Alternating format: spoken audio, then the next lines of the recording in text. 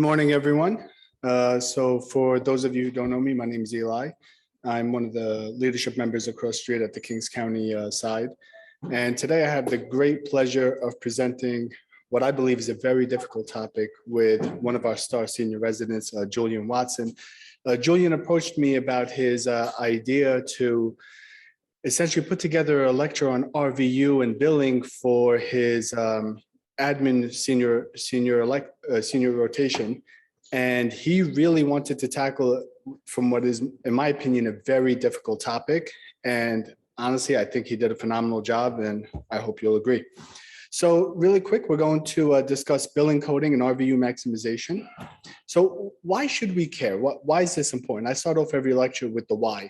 Well, the reason why this is important is actually twofold. First, as we start to move away from the traditional fee-for-service models that reimbursement has been in the past few years, and more towards this value-based care or ways in which quality is actually taking more of a priority in reimbursement, we have to figure out ways to demonstrate that quality, specifically in our documentation. So one of the goals of this lecture is for us to show you how you can earn points in that fashion. Furthermore, as you develop, graduate, and leave Kings County, you'll see that many places have various reimbursement models.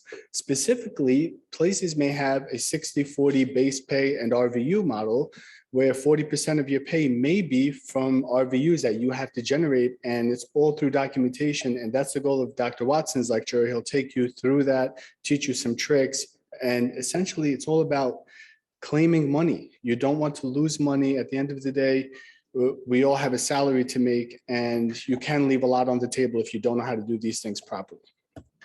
So we're going to take you through the rules of the game, as we call it. So the life of a chart, we'll go into some insurance models, some billing and coding, and then some RVU maximization.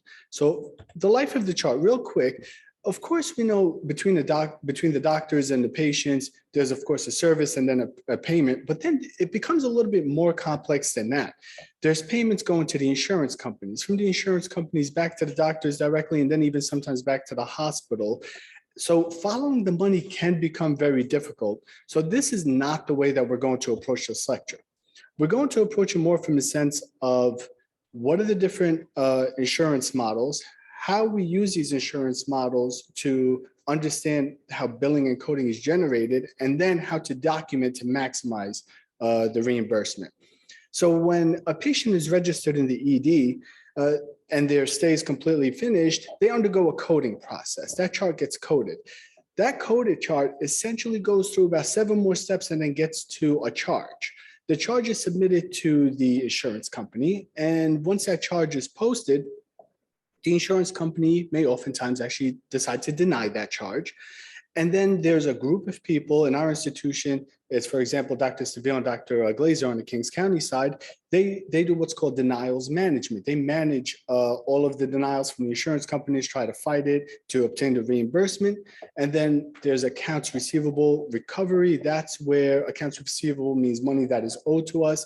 That process is in play where we try to obtain the money that we should be getting paid, and then hopefully collections at the end. So to take you quickly through the insurance models, and this is very, very basic here, you really are going to just break it up into 3 branches: private, government, and uninsured. Let me start off by saying that uninsured is the self-pay patients. Anybody registered under this, you could really count on the fact that they're not going to pay you and you're not going to obtain much from this charge. So let's look at the other 2 quickly, private and government. So just quickly, just to compare and contrast Medicare and Medicaid, I think there's a lot of confusion about this. So Medicare is your federal government, right? That's a government subsidized insurance. And then Medicaid is more of your state program, right? So how does one become eligible? For Medicare, it's really 65 and older, it's age-based. That age may increase in the future. And you also have to have some more stipulations, such as you've had to have paid taxes for a certain amount of years, contributed to Social Security, and so on. Medicaid is actually more so for those who just don't have the means, either those who have a very low income, and we'll go into that in a little bit. But something interesting that I want to make you aware of is you can qualify for Medicare even if you're under the age of 65, and your eligibility is really for patients with certain disabilities, visual and auditory, end-stage renal disease, ALS, Lou Gehrig's, behavioral health, and then developmental delay. So don't think of Medicare as only something that you can qualify for if you're over the age of 65. And then, of course, how much does it cost and how do you pay for it? Well, through Medicare, we're paying premiums, and Medicaid, the state-sponsored one, is generally free. So then Medicare, and the reason why I'm focusing on this, you'll see through Dr. Watson's presentation, this is going to be almost a benchmark that everything is based off of for reimbursement. So there's 4 types. There's type A, and type A, you should think of it as this is the hospital one. If someone comes in, is seen in the ED and is admitted to the hospital, the bill will most likely be generated through Part A. Part B is really what pertains to us, because this is the outpatient one, and much of the emergency medicine costs are through here for patients who are discharged from the ED. Patients who come through the ED and are admitted, that's a whole other thing that goes back to Part A. C, it's an Advantage Care Plan. I'll go into that in a minute. And D is for drugs. This is just the basic understanding that I want you to have. So now when we go into it a little bit more for Medicaid, and the reason why I incorporated this is I feel that this residency, and it's something I love about it, this residency is very aware of the social situation of this community. So it's important to understand, how does someone become eligible for Medicaid, right? So there's something called the federal poverty level, all right? And there's a calculator for this. This is something that's set by the federal government. So essentially what it says is, what is the minimal amount of gross income needed to survive? And they define surviving as the requirements for food, transport, clothing, shelter, and some other necessities. And this does get adjusted annually. So there's a number that the federal government puts out there, but it's also adjusted a little bit on the state level. And if you have less than this number, according to the family size, you qualify for Medicaid. And this is one example of how you see family size increases in number. This is the post-tax. I just want to make that clear. This is the post-tax amount that you need to have those amenities. So anybody who has less than a 100% FPL, those are the patients who qualify for Medicaid. As you can see, it's a good percent of the population, according to our annual income across the country, may qualify for Medicaid. So quickly, how do you calculate this? You take the actual income and you divide it over the income at the 100% bracket. So to give you a quick example, let's say someone is a single household with an annual income of $14,000, you're at the 116% mark. Someone who's in a household of 3 with an annual income of $48,000, you're at the 235% mark. Although this is not a significant income, unfortunately, these 2 examples would not qualify for Medicaid. So this is where the Affordable Care Act comes in. Medicaid said, initially, we only cover anyone who falls below that 100% mark. ACA comes in and said, we'll cover more than the 100%. And that's why this was actually so important for people who just made a little bit too much money to qualify for Medicaid. So the ACA essentially expanded Medicaid to the 133% mark. That's the importance. And then even people who reached up to the 400% mark had the ability to have some tax credits and some subsidies. So now, what are these managed care plans? So that's Medicare and Medicaid, but what's managed care? You may oftentimes see Medicaid managed care, Medicare managed care. All that means is the following. The federal government got smart. The federal government decided, hey, we are not that good at managing these insurances. We're just not that good. We are not as good as the insurance companies. So the government decided to go to the insurance company and say, hey, Blue Cross, you manage our Medicare, you manage our Medicaid, you do it better than us, and you get to keep a percentage of the profit. So whenever you see managed care, it still may be a federal insurance or state level insurance, but it can be managed by a private organization. And then finally, the concept you need to understand before we move forward is that of payer mix, all right? So what's payer mix? Payer mix is where you can potentially collect from, where you're charging and where you can collect from. So take a look at this example quickly. This is a hospital, I blurred out the name, but it's a major institution. And this is in 2012, these are the charges that this hospital put forth. I want you to pay attention to what happens with Medicare and with private insurance. These are the charges put forth, but then this is actually what was claimed, what was obtained through revenue. As you can see, private insurance does give the most when it comes to reimbursement and payment. Medicare really gives about half. So when you're assessing an institution or an environment, you want to assess what's called the payer mix and the distribution. And your goal is to have about a 33% private reimbursement to be able to subsidize the needs of a department. Here at Kings County and downstate, I mean, Dr. Lucchese can definitely speak much more to that. I believe it's probably much less than 33%, which can limit us a little bit. So I think you have some basic understanding now of some key concepts you need, and I'm going to hand it off to Julian and come back in a bit. Yeah, but you got to worry about yourself too. Hey guys, so for those who don't know me, I'm Julian. I'm just gonna dive right in. So the question is, why do we document? So oftentimes, especially as residents, speaking for myself personally, I think the last 3 or so years, the primary reason why, at least I have been documenting, has been from a medical legal standpoint, right? Like we think about if we have a tricky case, and we don't want this to kind of come back and haunt us. You think from like an M&M perspective, from a legal standpoint, that's generally why we as residents are documenting. That's the thought process that tends to go into our documentation. But as we graduate and start moving on, we need to start thinking about the other main reason why we document. And that is that oftentimes how well we document determines how well we get paid. And this is something that I want to try to explain to you guys today. So there are two main ways our documentation will get us paid. All right. The first is by demonstrating our thought and our work, right? And the second is through our diagnoses. And I want you to pay attention to the fact that that diagnosis is a plural word. Okay, it's not a singular diagnosis. And I'll explain that in just a second. So the first thing, let's tackle the second, diagnoses. Right? We're all generally aware of ICD-10 codes. We've heard that thrown around. Basically, at the end of a chart, when you put in your impression or your diagnosis, those all have an associated ICD-10 code with them, okay? Anything you can think of will have an ICD-10 code, more or less, with it. So let's go through a quick example just to kind of make this make sense. So you have a 69-year-old female. She has a history of hypertension, DVT. She's on anticoagulation, diabetes, peptic ulcer disease, CAD. All right. She comes in with a chief complaint of epigastric pain for the past 2 days, anorexia. She had an episode of non-bloody non-bilious emesis. So you work her up. You get labs, an EKG, maybe you two-trope her, a chest x-ray, CT, maybe you do some POCUS action.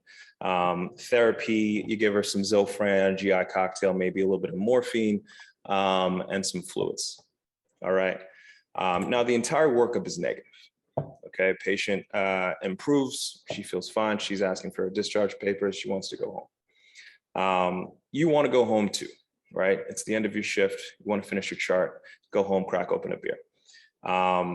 You put as your final diagnosis GERD, right? So the way that insurance companies interpret this, they see an ICD-10 code of GERD, right? The one that's associated with GERD, that is associated with that case, right? Now, insurance companies will have a predetermined amount of money that they're willing to reimburse for a patient with an ICD-10 code of GERD, okay? And they won't go above that. Right. Now, if you actually think about the problems that you kind of tackled with this case, right? She was vomiting, she was dehydrated, she had abdominal pain, right? These are all things you kind of thought about, you worked up. These are all actually applicable to this case. And from an insurance company standpoint, they will reimburse higher if all of these other ICD-10 codes are actually associated and attached to this patient's chart. So it's just something to think about when you're actually putting in your file impression or diagnoses to incorporate all of the things that you had to actually handle, all the problems that you had to deal with, okay? So the next thing that I want to tackle here is the thought and work, right? So that same patient, right, you really sat there with your Seracom app and you extracted some elaborate history from this woman. You did a head to toe exam on this woman. You maybe did some pocus voodoo on her. Maybe you threw in an IV line, did some procedures. You then went back to your computer. You went through her chart. You found out all the relevant history, right? These are things we all do. Now, how do we convert that work that we just did, that cognitive effort, that procedural effort into money, right? So the way we do that is we actually convert all of that work into RVUs. Now, what are RVUs? RVU stands for relative value unit. And these are units that everything we do, all the history that we take, the exams that the evaluation that we do, the procedures that we do, they all have a set amount of RVUs attached to them. Okay, and that amount is decided upon by a committee called the RVUC committee. And they deliberate on this amount pretty much every 5 years. And it's important to kind of get to know this system, because more or less around 80% of other hospitals in the country will use RVUs to compensate you at some point. All right. So just quickly, I'm not going to dive too deep into this, but there is an RVU formula. There are actually 3 components to this formula, as you can see there. So there's the work RVU. That is the physician time and effort, the amount of training that went into whatever that's associated with. The practice expense RVU, that's the overhead cost, how much it probably costs to pay for your staffing, your medical equipment, things like that. And then there's a malpractice component, which really just kind of works in the amount of risk involved. And these are all summed together and then multiplied by something called the Geographical Pricing Cost Index, or the GPCI. So that's the general formula to make one RVU. All right. Now, every single RVU is multiplied by a conversion factor. Okay. And this is a factor that's set by Congress. I believe it's yearly. This year, it's a little under $35. So every RVU is going to get you about $35. Okay. So that kind of solves how we turn our thought and work into money. The next question is, how do we turn our thought and work into RVUs? So let's hop into that. The way we do that is via our documentation. Okay. Now there are these people that exist out there. Okay. These are real human beings, and they went to school and they took exams and they were certified to be employed by hospitals to essentially dig into your chart. All right. They are little detectives that essentially go through your chart. And they try to find very key things that they can then turn into money. All right. For the hospitals and for you. And there are 3 things that they really look for. The first is your general evaluation and management. Okay. This is probably this is actually the major thing that they look for, your overall evaluation and management of that patient. They look for any procedures that you may have done. They look for any critical care time that may have been associated with that case. And when they find these, they actually turn them into something called CPT codes. Okay. Now, every single CPT code has a set amount of RVUs that's attached to it. All right. And like we said before, RVUs are multiplied by that conversion factor, which is about $35. And that's what gets you paid. So my goal is to really try to tackle the main one. And that's,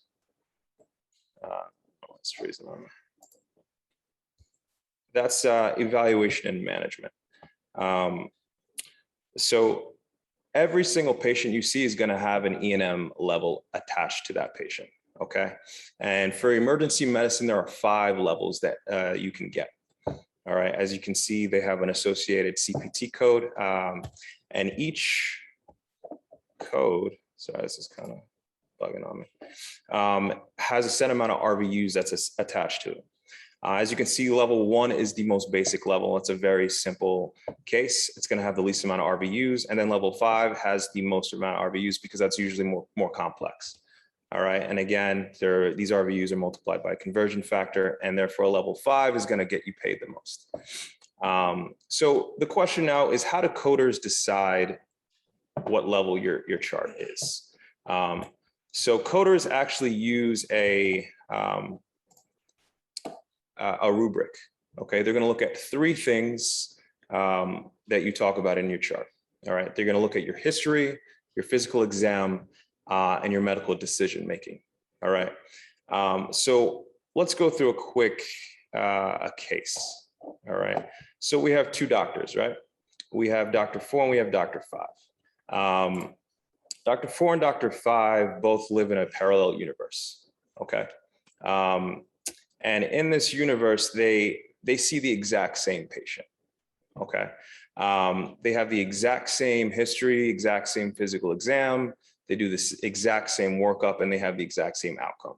Okay, now the only difference between these two doctors are the suspense. What they actually put down in the chart. Okay, so to the coders who are actually going through these people's charts, they see two different things. Okay, and what they see is reality, right? They only have access to the chart. They're not physically there with the doctors throughout the history or the physical exam or anything like that. All they have access to is what's written down in the chart. All right, and they're going to basically evaluate their charts using this rubric. Okay, so let's go through each one just quickly. So history. These are the things that coders look for when they're trying to evaluate your history. Okay, they look at your HPI, they look at your past family social history, and then they look at your review systems. So for HPI, for example, in order to get graded a level 5, you need to have at least 4 OPQRST details, right? We all learned OPQRST in med school. As long as you have 4 of those, you'll be graded a level 5 for your HPI. For past family social history, they're looking for you to have commented on at least 2 of these 3 things: medical history, family history, or social history. Okay, as long as you commented on 2 of those, you'll be graded a level 5. Now for review systems, that one's pretty straightforward. As long as you talked about at least 10 systems, you will be graded a level 5. Okay, so let's dive into that. So Dr. 5, in her patient interaction, or in her chart, and her documentation of her patient interaction, for her HPI, she included the O, the P, the Q, and the R. All right, the coder sees 4, therefore she gets graded a level 5 for her HPI. For her past family social history, she includes details on the medical history and the family history, right? So she gets graded a level 5 as long as it's 2 of the 3. That's all the coder cares about. Now for review systems, she talks about 10 systems, simple enough. The coder sees 10, gives her level 5. As you can see, it's 5s. It's 5s across the board. She gets an overall score of a level 5 for her history component. Okay, now let's look at Dr. 4 quickly. So for his HPI, he includes P, Q, R, and S. All right, as long as it's 4, doesn't matter which 4, the coder sees it and gives that doctor a level 5 for his HPI. For past family social history, he talks about the medical history and the social history. He gets level 5 for that. And now here in the review systems, he screws up. He talks about 9 systems. All right. He doesn't meet the qualification for level 5 because he needed to talk about 10 systems. So he actually gets down coded to a level 4 for his review systems. All right. Now, what's unfortunate about this too, a little secret,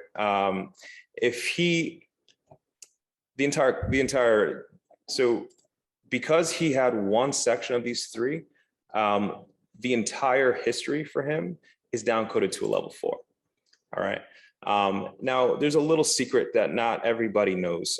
If he would have just said this statement in his chart somewhere, all other systems were reviewed by me and were negative, and then he gave details on at least 2 systems, he would have been graded a level 5. This is just like an ancient coder secret.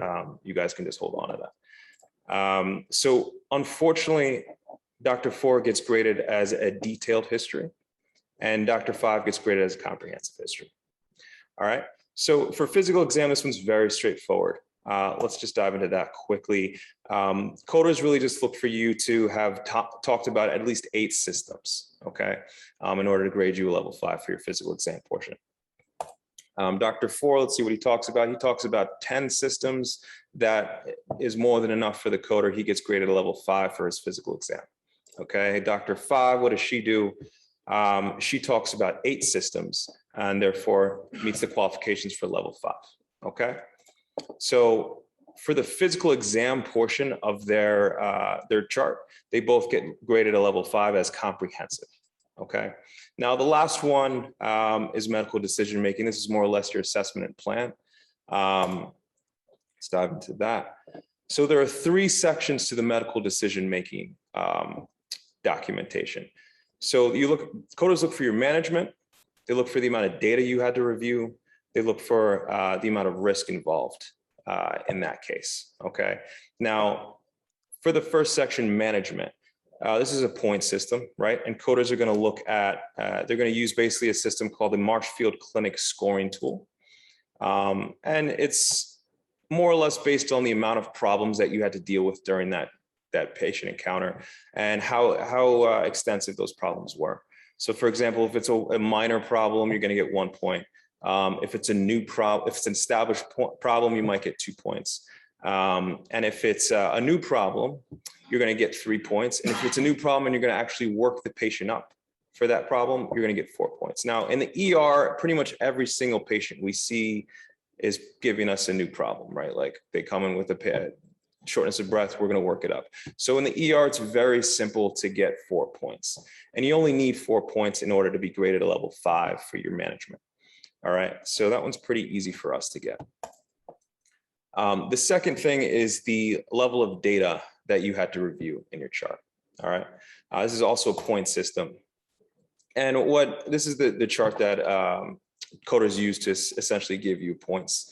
They look at how, did you have to review laboratory tests? Did you have to review radiology? Did you have to review EKGs? These sorts of things. These will all give you 1 point. All right. Now I want to draw your attention to these 2 things. Independent reviews of images or tracings, reviews and summations of old charts. These are things that we all do, right? We all go and look at our own chest x-rays ideally, right? We all go and we look at our own EKGs ideally. We all go through the patient's chart and we use information that is in there to kind of help guide our management, right?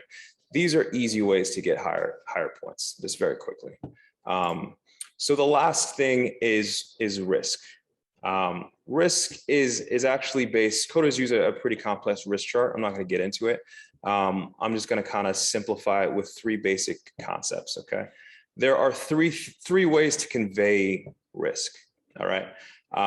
You can either do it in your differential, you can do it in your diagnostics, or you can do it in your management. All right. Now, ideally, you're just documenting everything you do, but this is something to think about, right? Coders think in terms of mild, moderate, and severe.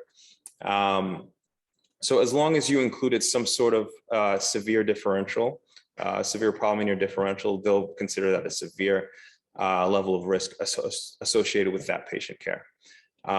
Diagnostics, anything that's generally more invasive is going to impose a higher level of risk with that care.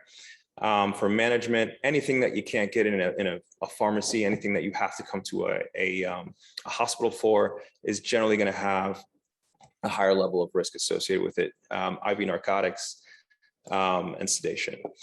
So let's go through this last section for Dr. 4 and Dr. 5. So for management, like I said, these both are ER doctors. They both worked up a new problem. They get graded they get 4 points for this and graded a level 5. For data, so they both had to review laboratory tests. They both had to review EKGs. The difference is Dr. 4 put in his document that he had to review a chest x-ray. And Dr. 5, instead of saying that, she actually put in her interpretation of that chest x-ray. She said a chest x-ray is negative for any acute cardiopulmonary process except interpreted by me. That gets her 2 points. And overall, she gets 4 points and he gets 3 points, right? So for risk, All you got to do is convey risk via one of these three avenues. Let's see what they said.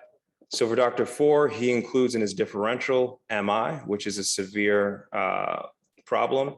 And then for Dr. 5, she includes a plan in her plan, IV morphine for his severe chest pain, right? So they've both conveyed a severe level of risk with this patient, okay? So the total rubric, now, as you can see, the way this is overall graded, unfortunately, is based on the lowest grade in any of these three. So for Dr. 5, she got graded a level 5 in every single category. However, Dr. 4 got graded a level 4 in his history because of that damn review of systems. And therefore, they get graded an overall E&M level of 5 and 4, respectively. So I want to make you guys actually feel Dr. 4's pain. So let's say he does this every single patient for a year.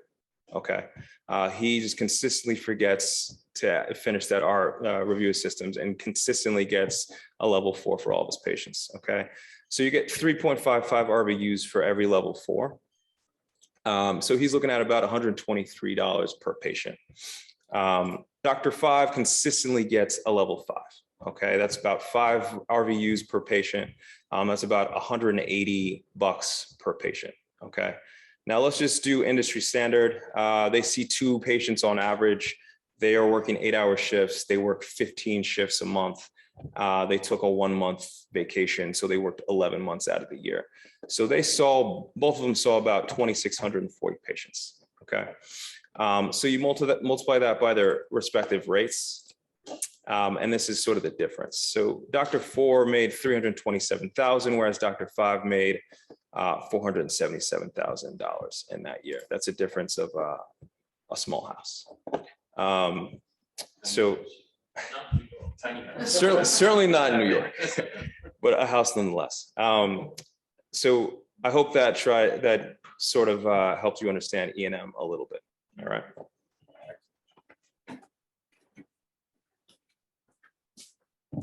So before I continue and finish the last part, I really just want to say, I think that was the most amazing display of this very, very dry information that I've seen. So I definitely commend you on this, Julian. So I want to echo 2 things. When you interpret an EKG and you just say the 4 elements, normal sinus rhythm rate, whatever, no ST elevation, no T wave inversions, that gets you 1 RVU. If you add on to the end of that, as interpreted by me, that is a whole additional RVU. Those few words add $35 to every interpretation. Same thing with the chest x-ray. No acute pulmonary disease, 1 RVU. No acute pulmonary disease, as interpreted by me, 2 RVUs. Why do they do that? Because theoretically, they want to make sure you're not just reading what's on the top of the EKG, you're not just reading the radiology report. Another thing that comes up is, well, the MDM seems to be very important. So where do we put the MDM? We have a unique Epic system here in that there's actually 2 notes per chart. The majority of Epic systems out there, it's just 1 note. And at the bottom is the MDM where you fill all of this out.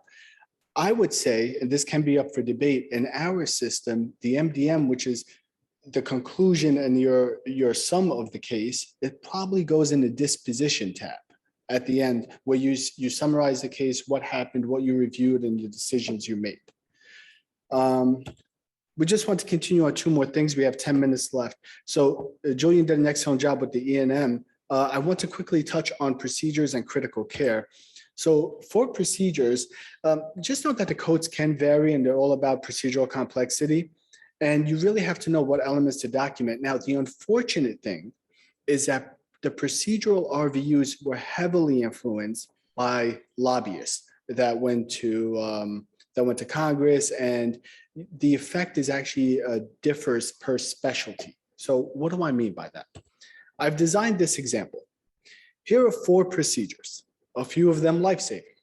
You have an intubation, you have a reduction of a trimount, a chest tube, and an IND with some surrounding cellulitis. Which procedure do you think would generate the highest bill and the highest income?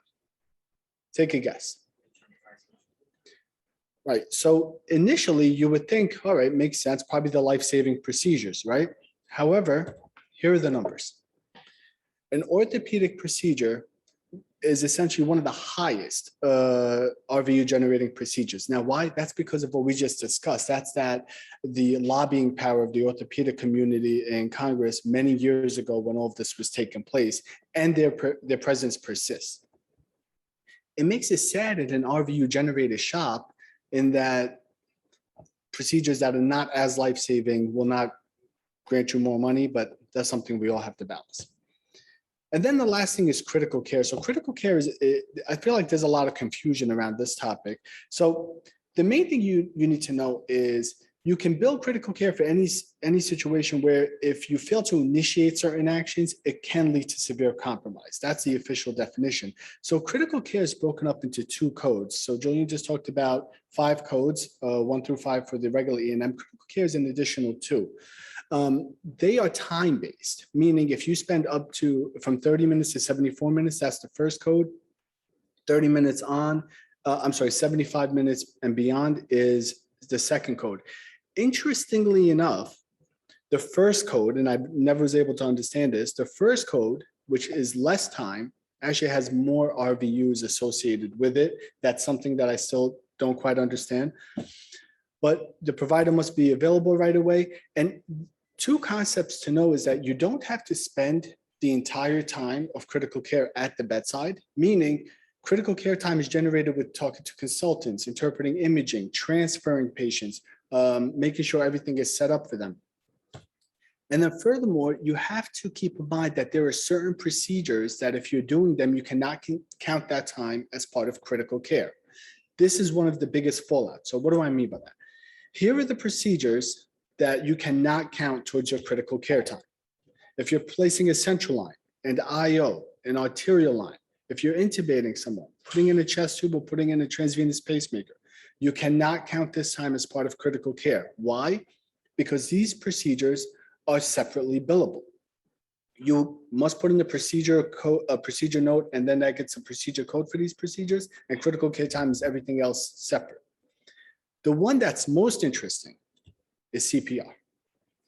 CPR is a code that's put in as a procedure note, meaning if somebody comes in active cardiac arrest and you continue ACLS, chest compressions, even if you continue it for 1 hour, you cannot bill critical care for this patient. You have to bill it as a regular level 5 with a procedure for CPR. The only time you can start to bill CPR as critical care time is if they obtain ROSC and then you have some extra management afterwards. Just to know the power of these critical care codes, the level 5 generates about 5.18 RVUs. Critical care jumps it up by about 1. A simple documentation that you spent a little bit more time at the bedside. So this is the final slide, and this is a slide I really want you to remember. What are the very common opportunities where we lose critical care money and critical care billing? Epi. Anytime someone comes in anaphylaxis, receives epinephrine, you are observing them, monitoring them for at least a few hours. That is critical care time, even though you're not at the bedside the entire time. If you Narcan someone, you're observing them for flash pulmonary edema afterwards. You bill critical care for that.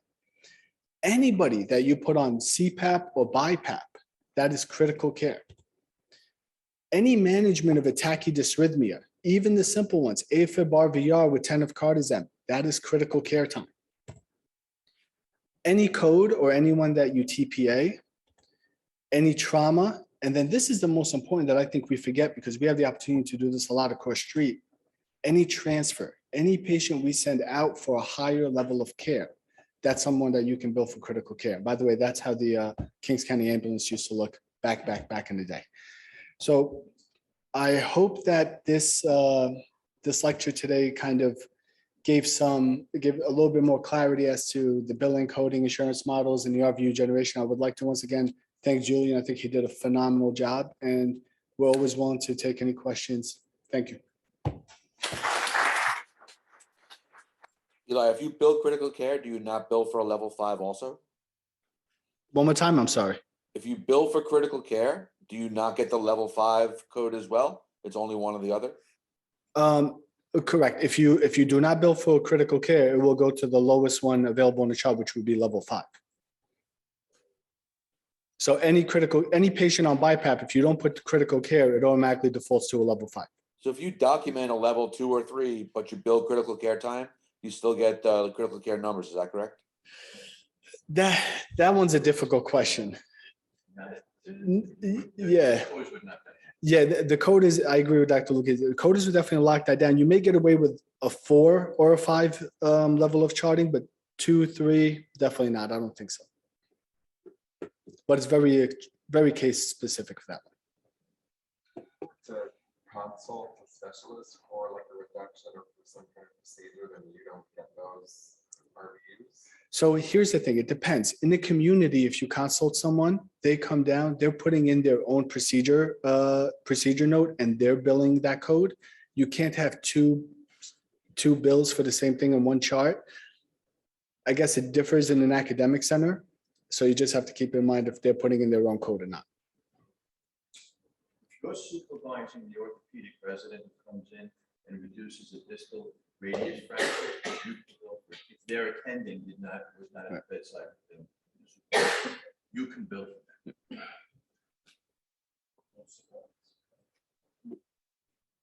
Yep. What you just said about the billing, you can't bill for the procedure and then your time. What if multiple doctors involved and one is like separate, like chart review, another like care bedside?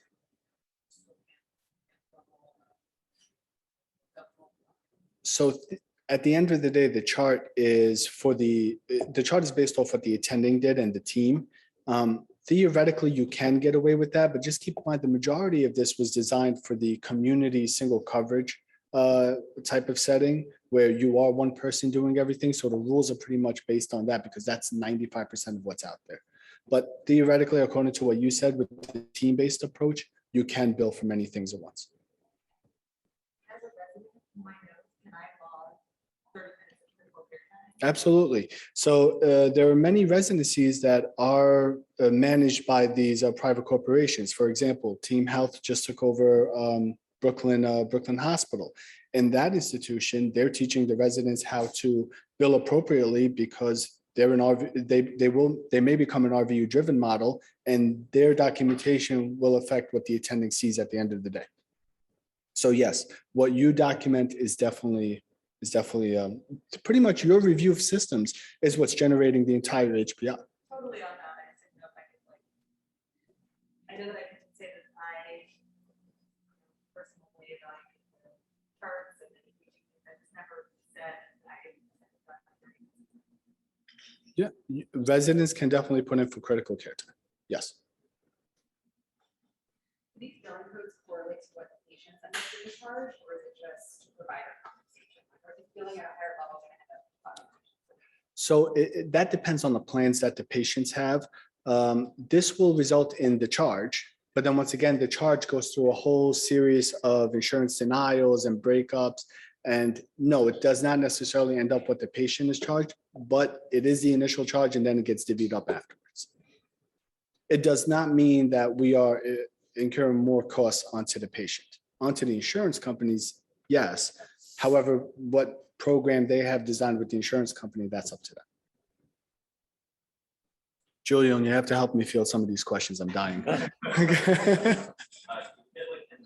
I just wanted to make a comment. This is very important. We talk now about oversaturation of emergency medicine. Some dire prediction by 2030, there may not be enough jobs to go around.